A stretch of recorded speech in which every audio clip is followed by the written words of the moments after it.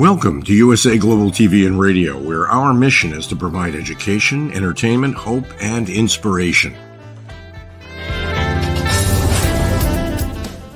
USA Global TV and Radio connects you with experts and audiences all around the world every single day to help you succeed in business and to live a richer life. Visit us at usaglobaltv.com to learn about career and life-changing training and mentoring programs like the Listening Mentor. Subscribe to our newsletter to stay informed about our special programs and offers. Discover how you can become a guest on one of our shows or a host or producer of a USA Global TV and Radio show of your very own. That's USA Global TV and Radio, where the doctor is always in.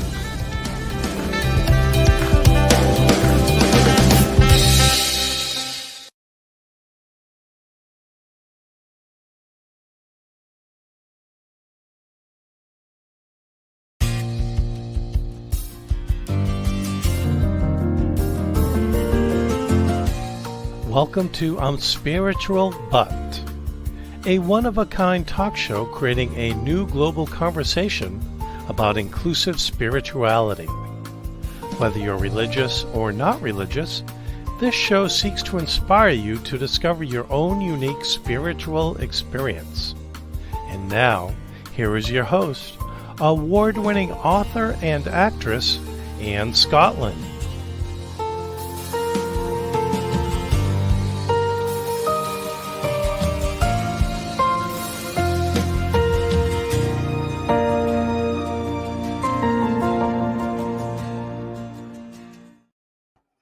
Hi, welcome back to I'm Spiritual But. So happy to have you tuning in here live again today for our spiritual talk show, talking about inclusive spirituality and what it means to listen, to understand the differences of those around us, and how can you take your spirituality to the next level. This isn't a formula. This isn't a guide. It's sharing each person's individual spiritual experience as we visit with our amazing guests and learning what their journey has looked like and learning what can bring hope and encouragement to you or to those around you. So thank you again so much for tuning in. And please, it's a live show, so please send us your comments and questions. We'd love to respond to as many of those as we can during the show. So a quick announcement as well. So next week in this time slot, come check out a brand new show that I'm also hosting, and it is called Global Socialpreneurs. So this is a interview talk show just like we've been doing here, and it's about helping people create for-profit sustainable social enterprises. How can you create a social program, make an impact, but create it in a for-profit way that makes it more sustainable over time? Doesn't mean you do it to get rich. It means you do it so that money can go back in to the program that you're passionate about and or even contribute income to the founders. So it's a really exciting topic. It's very cutting edge. It's a big on the global stage and a great, exciting conversation. We're going to have amazing guests and social entrepreneurs who have been doing this for a long time and are sharing their secrets and expertise and stories in their field. So join us next week for Global Socialpreneurs. But first, I want to introduce today's very special guest here on I'm Spiritual But. And he is not really a stranger at all. You're going to know a second you see him. It's Dr. Roger Leslie again. And I'm just going to introduce him again in case you didn't meet him earlier in the show. He's an author, teacher, librarian, professor. He's a book reviewer, writing coach, editor, publisher, public speaker, talk show host. And this is really, all of these items have fulfilled his passion to inspire people to live the life they dream and empower them to know and trust their own soul. And he was my co-host when we started this show. So I'm super excited to welcome you back, Roger Leslie. Hi, Anne. Great to see you again. Good to see you. Let's see if I can get my talking going straight here this morning. How are you? I'm doing fabulously. How are you? I am good as well. I am so good. So, we have had so many amazing guests since you were here last on the show. I'm Spiritual But. But you're a good old friend, or my co-host. So anything new and exciting in your own life that you'd like to share before we really get started, or what's going on? So I wanted to just mention a little bit about this fabulous journey. You approached me about doing this show in the fall, and everything came together so naturally and so fluidly. I knew that was a sign from Spirit that it was something to do. So we did it, we embarked on it, and I loved it. What I thought I was applying for mostly was just co-hosting. I learned early on that there's so much backstage work to be done. And when that showed up, something inside me intuitively told me this might not be the best fit for me. And that's when you and I discussed it, and I decided to bow out of the show after the first 2 months. So I just want to encourage your listeners and the viewers to listen to that still small voice. The more you stay in tune with it, the easier it is to respond correctly to it. You know, people would say, well, were you disappointed that you didn't stay with the show? Did things fall apart or anything? I said, no. It became clear from the beginning that I was meant to start it. It became clear early on that I was meant to bow out. And everything with you and the producer and everyone connected to it were so gracious and so kind. It was a very fluid moving in and a very fluid moving out. And it allowed me to do what I know I'm here to do, and that is to focus on my writing. So I encourage people, as they're making decisions, as they're thinking about what they want to do and how they want to do it, pay attention to that still small voice and heed it. It will always lead you in the right direction. Amazing. And I love you use the word fluid, because so many times, even when we're doing something that's amazing or good or even exciting and something that we love, we can kind of stick to it, even when your gut, your spirit, whatever that is, speaks and says, it's not quite fully aligned at this point in time. And for you, you had a brand new book to launch too and to finish. So that was really exciting that you were able to get the time to do that. So, and in the meantime, we have blessed so many people with this show, people who have called in and wrote in, and how this has made such a great impact on them. And they've loved this really unique, one-of-a-kind conversation where we're not trying to convince anyone or change anyone, but just share from the heart our own spiritual journeys, share what's working, and with some incredible people and leaders from all over the country and even the world. So we'll welcome you back, Roger, for today. And so, yes, I know what we're here today, especially to talk about the subject of your new book, because I think it's a subject that is sometimes awkward in spiritual conversations, at least in some religious circles.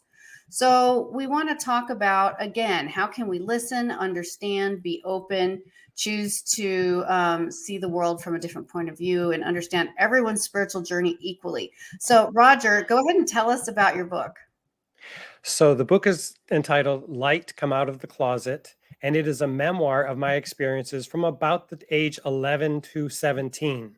And people have asked me, why did you decide to revisit that stage in your life this far afterwards? And here's what happened, Anne.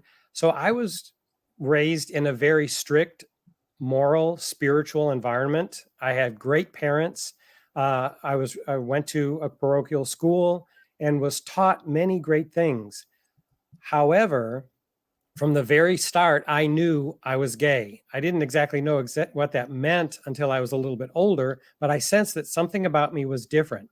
And the messages that I kept hearing throughout my childhood is that if I am who I am, that suddenly negates all the good that I was doing. Because as a boy, I was a rule follower. I wanted nothing more than to please my parents, make them proud of me, and to do right by my teachers.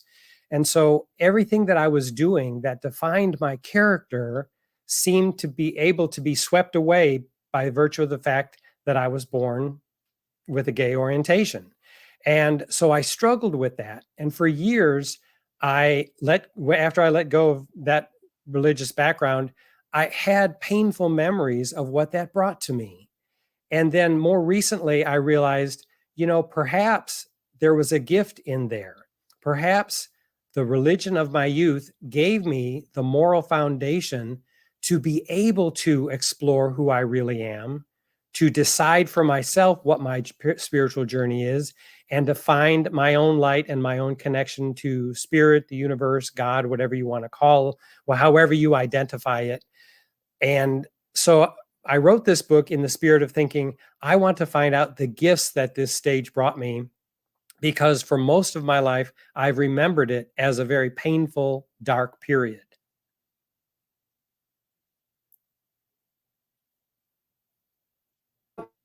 I hit mute twice and then it came back. So this is amazing. So the purpose of this book is what's the purpose of this book for others, for your readers? How do you envision this book serving in a particular way? So, like my mission in life in general, this book is meant to empower Oops, people. I think we lost him for a second. So when he comes back, we'll talk a little bit more about that. I think he's reloading. There he is. He is. So Roger, I was just asking, so what do you envision this book doing for your readers? Like, what purpose do you hope it fulfills? Clearly, it was very therapeutic and useful for you to articulate your own journey. But what are you hoping people walk away with, or maybe even more than one message? So the theme of this book, like my mission in life, is to empower people to follow their own spiritual path, to trust their intuition, to listen to their own heart, and decide for themselves what's right for them. It's not about being gay or not being gay. It's about the spiritual journey and how we are faced with what feel like challenges at first, but those challenges are actually the gifts that empower us to move in the direction that Spirit is leading us so we can fulfill our mission in life. And that mission is always good and always involves love. I love that. I love that. So tell us a little bit more about the contents of the book. So I trace my own experience of the messages that I was hearing from adults in my life during that time period. And everything I kept hearing kept telling me, oh, this is wrong. I'm doomed to hell. This is not going to work. I will never be loved. And that was the biggest part that led to the depression and some of the suicidal thoughts I had as a teenager. It's just like, if this is true of me, then I will never be loved. I will never be able to love or find love. And over the course of writing the book, I came to realize how I was choosing to notice certain messages and interpreting them in a way that felt hurtful. That people were not saying things intentionally to hurt me, but that's how I was interpreting them.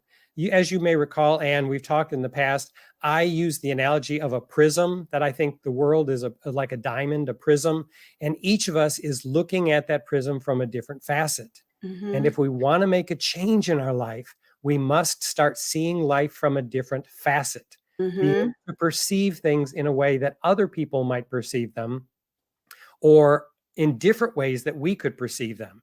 And so long as I stayed locked into that facet of I'm wrong, I'm doomed, everything that life is telling me is just fatalistic and awful, I kept spiraling down lower and lower and lower. And once I hit rock bottom emotionally, when I was in my mid-teens, that's when I realized, well, either I'm going to find a way out of this, I'm going to find some light, or I just need to end it all because there's no point in going on. That's when the light came through. And there's a big climactic scene at the end of the memoir that takes place in a church when I'm by myself. Something extraordinary happened to me in that moment that changed everything. It showed me the light. It showed me the source of the light, and it gave me hope to move forward, to move out of this downward spiral that I had created through my perceptions, and to create the life that I wanted, so that I can in turn be here to inspire other people to live the life they dream. That's amazing, and such a beautiful philosophy. I can't even imagine how hard it must be, especially to be in a super conservative environment. And how did that affect your spiritual life early on? Like, we talked about how you felt, we talked about how you felt others might be judging, but how did you feel in your own soul, your own spiritual experience in an environment that alluded to you that something was critically wrong with you?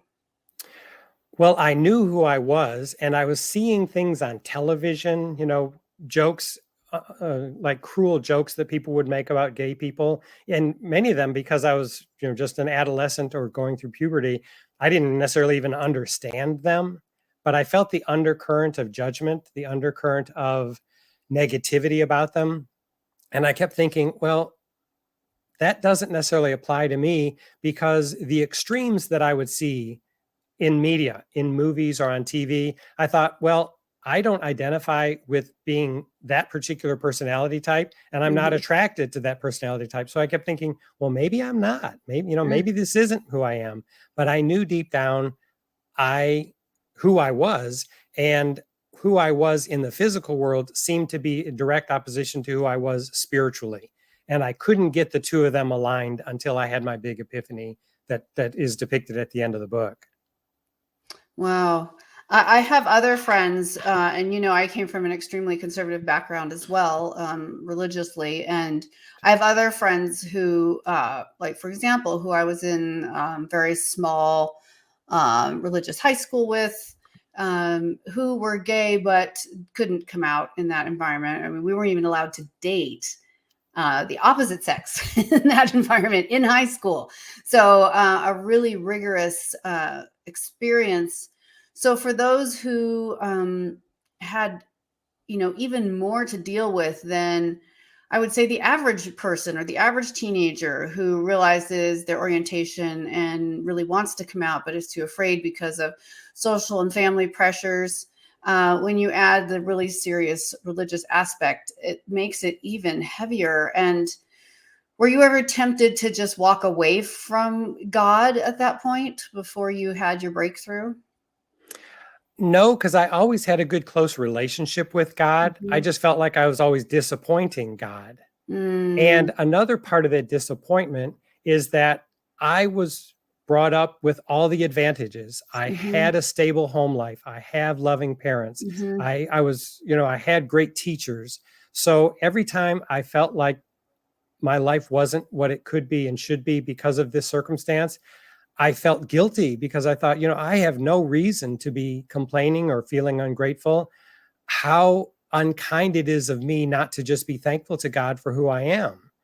But mhm, part of who I was, everything around that kept saying, you're wrong, you're doomed to hell, this is the end, you don't deserve to be loved, you can't have what you're looking for, you'll never be a dad, you'll never, you'll never get married.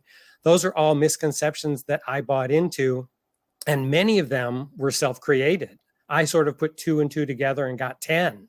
I kept mhm, adding up little pieces and thinking, oh, that's what this means. mhm, And it was almost always fatalistic. It was just like, oh my gosh, it became bigger and worse in my own mind than mhm, it probably was in life. But I never thought about abandoning God. I just was trying to understand how I could continue to have a relationship with God as I was. And that's what mhm. mattered most. Wow. A couple comments here. One from Heather says, glad to see you again, Roger, and congrats on the new book. That is amazing. Thank you so much, Heather, for writing in. Any of the rest of you, too, if you have questions or comments, we'd like to share as many of those as we can on the show. So please send those in. So I'm going to take a gamble here, Roger, and say, because this is a show about inclusive spirituality, and we've had a lot of frank conversations with many guests on this show, uh, you have been through many, many decades of challenges with organized religion's view, at least the organized religion you used to be in, but you still do go to your church. So how does that work for you now? How have you found a family, a Christian family that supports Christ's love for every single person? So interestingly, I ended up marrying someone who was a Methodist minister, who had been a Methodist minister. He left the ministry and had gone back to school to become a teacher so he could spend time with his children during the summer. And we met in one of our education classes.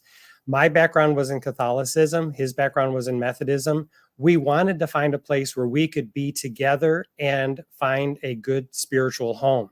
We tried some Catholic churches. We tried some Methodist churches. We tried some churches in a box. There was this one church we went to, we called it the Greater Christian Church of the Holiday Inn because it met at a Holiday Inn hotel downtown. So we kept just trying churches. We thought we were going to find a place that's a good fit for us. And eventually we found Unity, Church of Christianity. And Jerry ended up actually becoming a minister at Unity of one of the local Unity churches, and was the senior minister there for 15 years. Wow. So I'm not promoting any particular religion or any particular denomination, but that was a good fit for us. We found something that worked for us. We felt included. And it wasn't an exclusively gay church, because that's not what we were looking for. We were looking for just an open, accepting, eclectic spiritual path that allowed us to continue our own journey and figure out where God was leading us individually and as a couple. And that was a good fit for us. Wow. So as you know, I'm a Bible scholar myself. I've read many in sort of my own, what I might call deconstruction, so I could reconstruct my spiritual experience. Many books by academics and theologians about questions. His name is just eluding me, but there was a really good book that came out quite a few years ago. It was called Slaves, Women, and Homosexuals. And it evaluated the biblical treatment, in particular Old Testament treatment of women, of slaves, and of people who were perceived to be gay. And it was an incredibly good book. It's very heavy reading, but because it took 3 views on each case. So there was a liberal view, a middle view, and a conservative view. And it was a really educational way to, regardless of how a person is approaching this topic from their religious experience, there was sort of an outcome in each of those discussions they could pick from, if you will. It was very thoroughly done in a very academic way. So everybody's going to have a different opinion. If you believe that scripture is absolutely literal, divinely word by word, then there's a lot of things I would challenge people that they're not doing. So if they want to go back and read it, I mean, I was a Christian who used to keep Saturday as my worship day. So I know how specific the Bible is and what it says you must do. So, we can't pick and choose. What I see as Christ's message, Jesus' message to the world, Christian, non-Christian, Jewish. He was Jewish, by the way. When Christ's message to the world was one of love and inclusivity, and a message to me that really resonates with so much of what the past legislated in thousands of years ago in a very different social environment, where procreation was critical, where safety was critical, where there were so many different impactful elements of an ancient civilization, ancient traditions, ancient religions. The Jews, obviously, and other religions had animal sacrifices. But that wasn't unique to Jewish religion at all. That was very common in many religions in that day, in Mesopotamia, Persia, Babylonian, depending on when you were looking. So having this mindset, I feel like, Jesus kept saying, if something makes sense and you're not hurting anyone else, then why not do it? When his disciples were hungry and they're walking through a field of grain and they're really, really hungry, like tummy's growling because it's the Saturday, which used to be the holy day, right before Christians made it Sunday. And the disciples were hungry. And when some of the holy men, the priests, saw them eating, corn or whatever it was, and feeding themselves, they were just like, that is not okay. You're breaking the Sabbath. This is terrible. And Christ says, he says, the Sabbath was made for man, not man for the Sabbath day. In other words, he said, leave my guys alone. The Sabbath, in that context of that culture at that time, was a blessing, a gift of rest, to spend time with family, to ponder God, for humans to benefit from. It wasn't that the Sabbath had been made first in this discussion, and then humans had to conform to something that already existed. It was actually a gift to humans. Humans weren't being sacrificed to the Sabbath. So that's just one of those illustrations from the Bible, from the New Testament. And there's so many more where if someone is open to looking at the spirit of the law instead of the letter of the law, you can find a gospel so much more filled with hope, so much more filled with love, with encouragement. And, my journey was very different from yours, Roger, but I wrestled with all of these things. I mean, agonized over these things. I mean, I got divorced. It was horrible. I didn't want it. It was the first time in either side of my family history anyone had been divorced. There was a lot of criticism from my religious spaces. But like you, I realized that sometimes I was amplifying the negative voices and not listening to the compassionate voices. So the stories that we tell ourselves was, my pastor of my church sat me down and said, even though this person is living multiple lives in multiple states and all these other abusive things, the only answer is reconciliation, stay married, have a relationship. And I found that so incomprehensible at the time. When I had laid it all out, like no one can argue with what I have here for my own safety, if nothing else, then still that was the answer. And my mind thought, what? I have kept every rule since I was a little kid.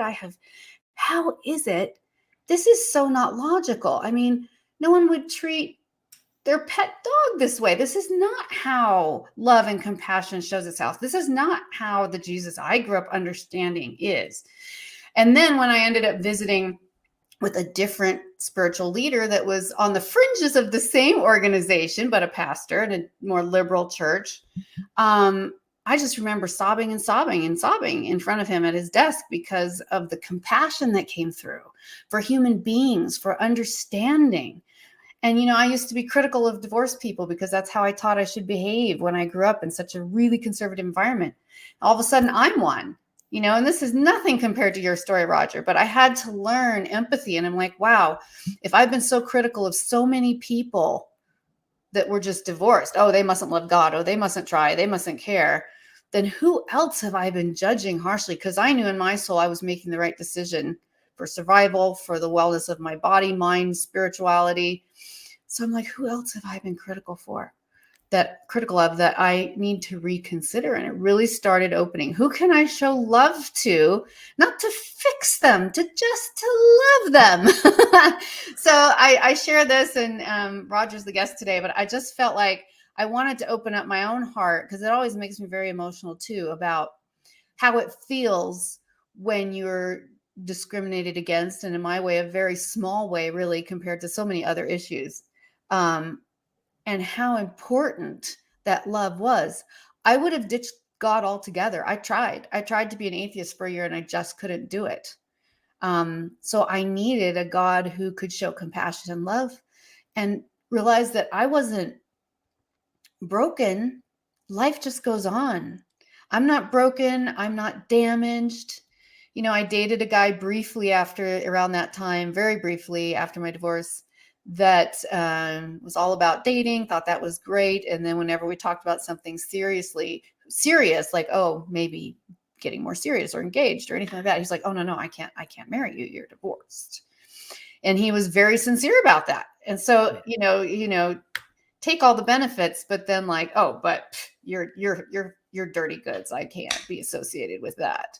So coming through those experiences really changed and shaped me, who I am, and made me a more compassionate person. So I'm sure you have so much more to say. That I'm done, but I thank you for letting me share. Thank you. Well, you bring up perfect points, because the whole point of this show, when we put it together, was all about the individual spiritual journey. What you just shared is an example of everything that we are doing in relation to other people is only a reflection of what's going on inside of us. Yeah. If we're judging the other people, it's because we're judging ourselves. If we are loving and compassionate to other people, it's because we are learning how to be loving and compassionate with ourselves. So, when I see people who are doing things that are cruel or unkind to other people, I don't feel threatened by them, because my perception is, and this is just a perception from the facet of the prison that I'm seeing the world, but my perception is that person is that miserable inside him or herself as well. Mhm. And so they're lashing out, they're being cruel to other people. But when they go home and they're by themselves, they are just as miserable as Mhm. they are in that public forum where they're being cruel to other Mhm. people. And then you see other people who are loving and kind and generous and are all doing altruistic things all the time.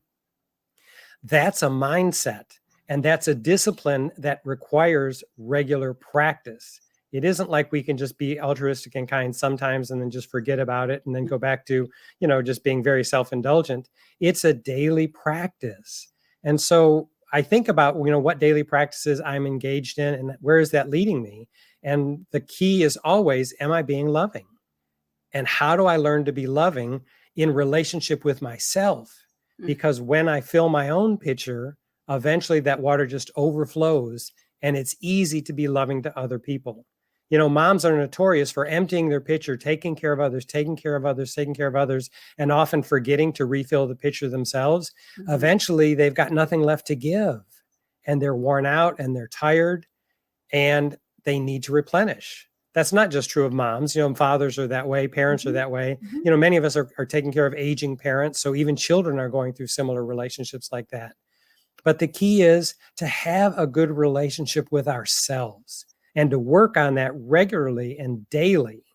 One thing that I share with some of my coaching clients and some of the courses that I teach on self-actualization, have practices that you do daily. For example, my practice is, I call it getting into the pew, P-E-W. Every workday I write, I pray, I exercise and write, P-E-W. I get into the pew. I know I've had a good workday every time when I think back and I thought, okay, did I get into the pew? Have I prayed? Have I exercised? And have I written? Because prayer takes care of my soul and my heart, exercise takes care of my body, and the writing leaves my legacy to the world.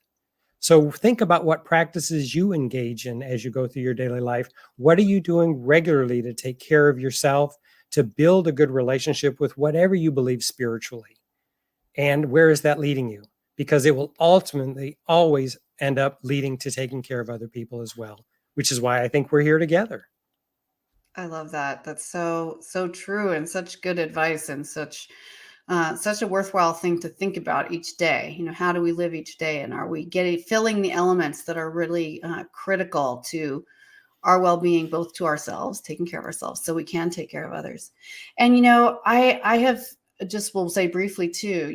When you talk so briefly about people who are critical or people who are judgmental, people who are unkind to others who maybe aren't the same as themselves, which, by the way, nobody is the same as anybody else. So what?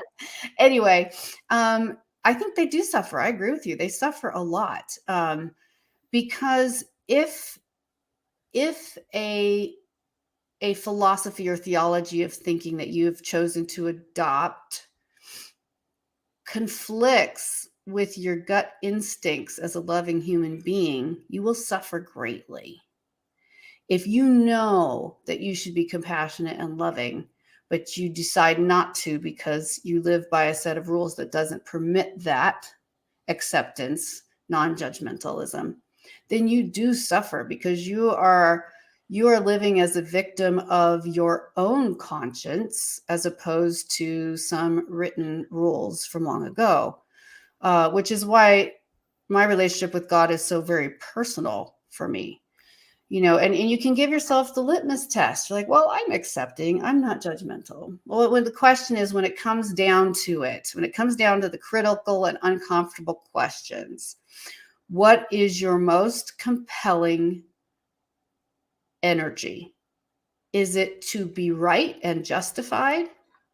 Because that's a painful energy. Or is it to be loving and compassionate? Because that's an energy that will fill you and warm your soul and warm the spirit of the people around you. So that's the litmus test. If it's critical, judgment, I'm right, you're causing yourself a lot of pain. If it's open, compassion and love always come first, the rest is secondary, then you're expanding yourself. You're expanding your own spiritual experience. You're expanding for more connection with spirit, whatever that is for you, to really click in and live a more abundant spiritual life. So I really appreciate you sharing that about The people who cause hurt are just as important as the people who get hurt. And sometimes Yes. we don't think about that, but I know you do because you're Roger and you're my friend, and we have a lot of things like that in common. So we only have a couple minutes left, sadly. Any other takeaways you would like to share for gay people in Christian communities, for Christians who have a traditional lifestyle, who are trying to decide how to interact with people not like themselves? What is one or two of your takeaways that you would like to leave people with today, Roger? So I'm really of the mind that if we are living a loving life and we are doing our best, the best we can, we gravitate toward people who are doing the same thing, who are on the same spiritual journey or at a similar space in that spiritual journey. And we can support each other and love each other through that. So it all comes down to having a relationship with ourselves and then acting out of love in relation to other people. To be contentious is to try to draw from other people some kind of acceptance or acknowledgement that is misspent, because we don't need other people's acknowledgement and support until we have it in ourselves. Once we make peace with that in ourselves, whether you're a straight person, a gay person, somewhere in between, whether you're figuring out who you are, whether you're an ultra religious person, whether you are completely, devoid of any religious upbringing or religious background, but you feel some kind of spiritual tug, I think it's all the same journey. I think we're just all interpreting it and identifying it with different symbols. So pay attention to the symbols that show up in your life and follow your own guidance and trust that what your soul is telling you is the right thing for you. And kind of to piggyback on the last comments you made, it's important to distinguish, I think, it's important to distinguish between judgment and discernment. Discernment is just being selective about what we think and how we process it. Judgment is finding fault with something and rejecting something based upon very little knowledge. So to say, we could all be open and accepting to everything leaves us very vulnerable, which is not necessarily the best place for us to be either. But rather than judge, if we can discern and decide, okay, this is not a good journey for me, but my journey doesn't have to match anybody else's in the world. If this is their journey and this is how they're learning their lessons in life, then so be it. Let me love them through it. Let me support them through it, which is what most of us parents do with our kids. They make decisions and we think, well, I have had some life experiences that would lead me to think that wasn't a good decision to make. But we all have to learn our own way at our own pace. So to be discerning is to determine for ourselves what's best for us, not to exclude or judge other people for doing it differently, but to honor them and say, that's your journey. That's that's your particular route toward enlightenment. It may not be mine, but I'm too busy working on myself to judge you for how you're doing your journey. And that's the biggest one of all. We are working on ourselves at all times. That's what this life, I believe, is all about. So beautifully said. Thank you so much, Roger. So lovely to have you here today. And I hope our listeners appreciate that. We've really put our heart and soul into this conversation. And I hope that people will go away with the willingness to think, to broaden your perspective, to live life more generously, not financially per se, but with your attitudes, with your behavior, with your willingness to love and comfort and support others, and checking out the mote in your own eye, if you know that phrase, before you look at the beam. And saying your brother has a mote in your eye, that's what it is, and a beam in your own. So we hope this has really been useful. We hope you take away lots of ideas for improving your own spiritual walk, whatever that looks like. And always reach out. Always know you're never alone.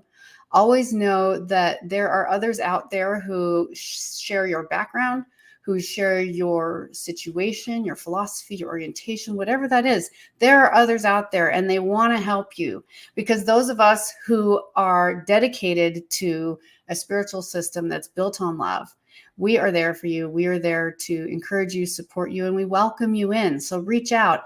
Ask is my word for 2023. As I said before earlier, a few weeks ago, ask. And you can always reach out to me. You can always reach out to Roger if you have any questions or are looking for any direction. We've been more than happy to help. So thank you again for being here today on I'm Spiritual But. An amazing, amazing episode today. And please join me next week because I'm going to be back and we are going to have, I'm also starting this brand new show called Global Socialpreneurs. And this is about taking our love and compassion actively on the ground. How can we create sustainable impacts, social impact, environmental impacts in our world? How can we find ways to create for-profit social initiatives that are more sustainable over time and that even allow those who found them to get paid if it's run like a business? That's what's exciting, running a social enterprise, running a social initiative as a business. And again, a hot topic right now. So I'm going to jump on that bandwagon. Join me here next week. And we will be talking about global socialpreneurs, and we're going to have a phenomenal guest you are not going to want to miss. I promise you on that. You are not going to want to miss. So please tune in. That's going to be 12 noon Eastern and 9 a.m. Pacific. Be well and love your neighbor.